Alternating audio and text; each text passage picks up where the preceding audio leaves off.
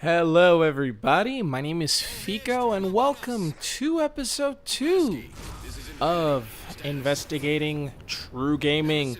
This is where I take a moment and investigate the True Gaming subreddit, and I pick a topic and I decide to just give my opinion about it. Now, I've been thinking about doing this for a bit, and one of the earlier questions that I picked I actually really liked, and well, I ended up even doing a video about it, but I kind of like the way that I'm doing this, so I wanted to just give my attempt to do it again. And this one was submitted a few months ago by the user Dogrio345, and the topic is, do first-party games justify an entire console? Now, a little bit of this is a long read, but I'm just going to read a little bit. Back when the Wii U was announced, Nintendo had revealed that they would be working diligently on third-party support for their system. Actually, I begin outside the big N because it's a general question that applies to their competitor, at least the 3DS competitor, the Vita. Sony never really had a good third-party support for the Vita, despite some quality games. The only games I can think of that were not exclusive to Vita and the other PlayStation systems is Persona 4. And though it was good, there lies a single problem. It was a port. Now Sony is focusing all their efforts into the PS4, and Vitas everywhere are being picked up, not as a system in its own right, but as a peripheral. Sony also said indie games would be flooding the console soon, so this illustrates my follow-up question to the Nintendo situation. And this is question number 1 of about 3 questions that he has. Is it better for a console to have a good third-party support or good first-party support? Then after that, he says, Nintendo picked up the latter option, whereas Sony tried to pick the former, albeit after the latter strategy didn't work. Nintendo has been struggling with third-party support for almost a decade, ever since Wii games were given downgraded Call of Duty Reflex Edition, or whatever it's called. Why the Vita isn't doing well, however, was, well, and then he quotes an extra credit episode. I'm probably going to link it down at the bottom so you guys could see it, which leads to the second and the third questions that Dogrio345 asks. And that is, why does the Wii U have a disadvantage over their competition when it comes to third-party support? And what do you think Sony should do better? What do you think Sony should do to better support the Vita? Now, this was about a few months ago, so this was before the Wii had a pretty good year. So I'm just going to go ahead and talk about the first question, and it is it better for a console to have good third-party support or good first-party support? My opinion is the first-party support is the most important, because that is the core reason why you are getting these consoles. This is the specifics as to the games that call those consoles their games. Why do you like Mario or Zelda or Metroid? Because those games are Nintendo games, and that's why Nintendo people go and get Nintendo consoles, because they love those games. PlayStation, the Uncharted series, it's going to get its final iteration, probably not. And guess what? It's what makes it strong. There are a couple of other consoles that have there are other games that are on them, but that's the one that first comes to the top of my list. And then we have, obviously, Microsoft with the obvious example, Halo. For the longest time, the Xbox's only game that drew people in was Halo. And it got better with other games, but it's specifically, I think, when you see games like that and the Gears of War series, you see that really, it's those games that people tend to, I think, gravitate to the most. I think those are the games that I like to pay more attention to. I like to see what their latest iterations are, and I like to see the evolutions of my favorite franchises.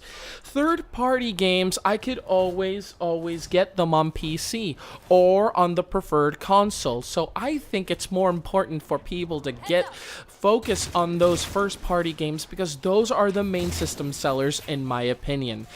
Unless you care about hardware specs only, then you could care more about which system you'd get the third-party game that you'd get on any of the other systems. But me personally, third-party games, I don't care too much about them because I'd get them on PC on sale all the time, and I will likely play them on PC. I enjoy the PC a lot more, but I can definitely say that the Nintendo games, the PlayStation games, the Sony games, and the Xbox games are enjoyable, and if you can't get them anywhere else, that's why it's a lot more important. Third-party support is a good thing to have. First-party support is definitely much more important, in my opinion. Now, the second question is, why does the Wii U have a disadvantage over their competition when it comes to third-party support? Nintendo. They are the culprits. They are unfortunate. Well, no. Okay, let me just rephrase. They are part of it. But here's the problem. The reason is that they don't sell the console as good as they could be selling it. One of the poorest things, one of the problems with Nintendo is that Nintendo's third-party support selling point is usually really good when people are getting really excited for a brand new console, but if they undersell the console, like the Wii U did, before they had the good stroke of good games that came out last year, people were wondering what was going to happen with the Wii U, and I was one of them, and I'm actually now considering that this is actually quite a turnaround for Nintendo because of the games that have been coming out. And some of the better ones are also the third-party games. Some of the future ones that are coming are good third-party games, like the Xenoblade Chronicle games. Now, they undersell the console. A lot of people think that it's just an updated Wii, not a whole brand new console, and people are getting a lot of promotion. The marketing department for Nintendo failed. These Nintendo Directs for a while, they just seem so unenthusiastic with Satoru Iwata all the time, and I think that's why they realized that they should just put Reggie and Trinan from the Treehouse in there just so they can add a little variety, because, you know, you need some kind of a pulse in that console.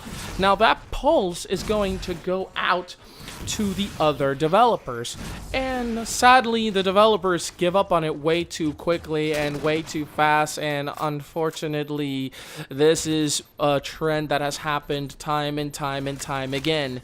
The problem with the Nintendo consoles and their perception, which is something that Nintendo took to the advantage, is that many people think that those games are just not hardcore enough, and third-party companies tend to just gravitate more towards, yeah, you know, let's get to as many people as possible, and they get to this thought that more hardcore people are playing games than just the regular casual folk, which kind of sort of disproven when you think about the Wii when it first came out.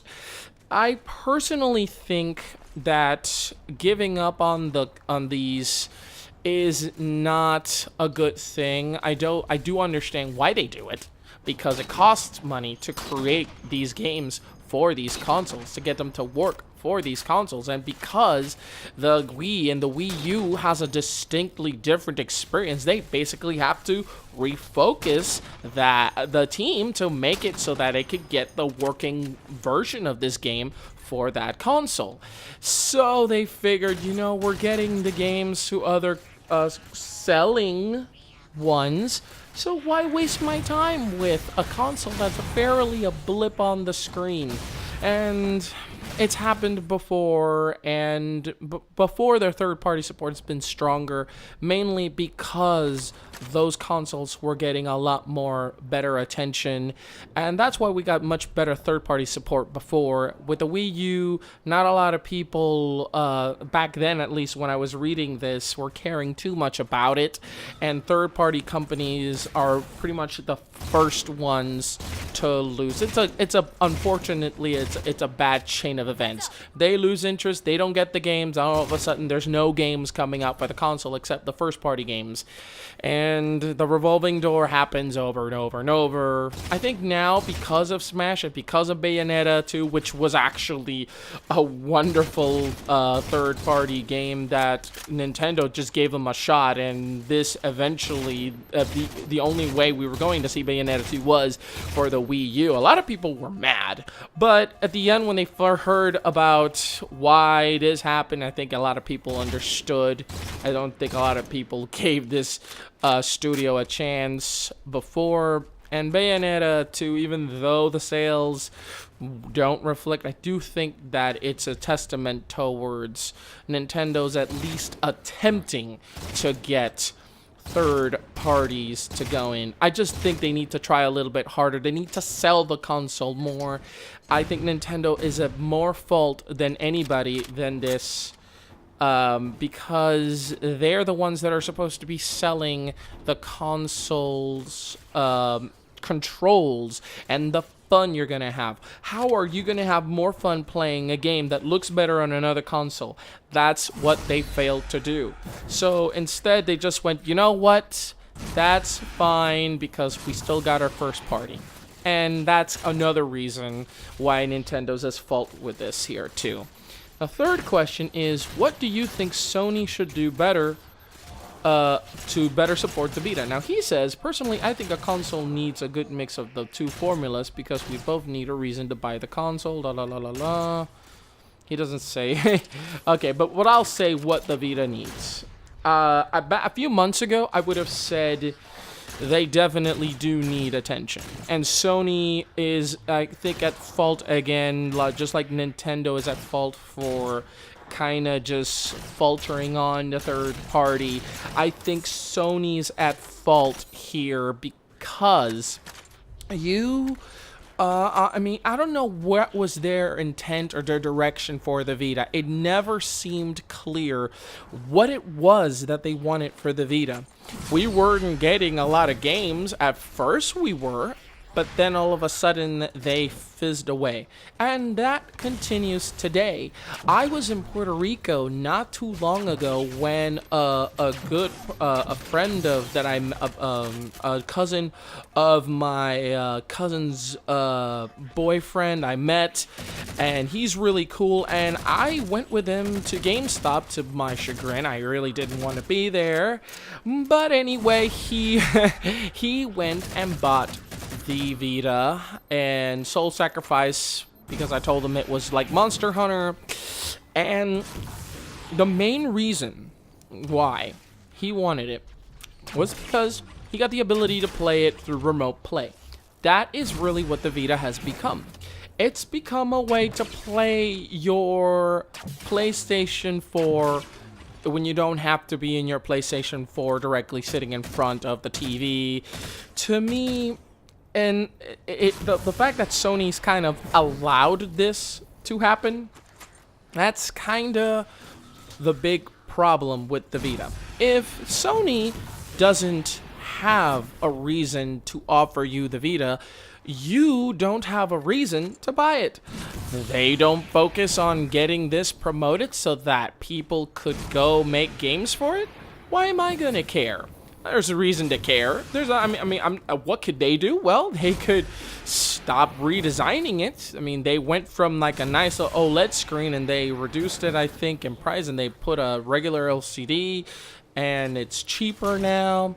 So I personally wouldn't have justified a redesign, except if it was actually selling, which I don't think this thing ever really took off in momentum. I don't think that the PlayStation Vita ever really had an opportunity for it to just kind of get its foot on the ground and get itself settled And personally, this is just my opinion, but never saw the appeal. Sony never quite sold me on it.